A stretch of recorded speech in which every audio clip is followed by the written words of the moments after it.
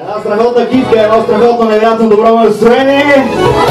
Обещавам на всички всяка сил музика да няма недоволни, да няма утре на божавите да натанцувам Батумската къща в село Долище. На здраве! Кой ще говори хорцета, кой ще извика, кой ще извини?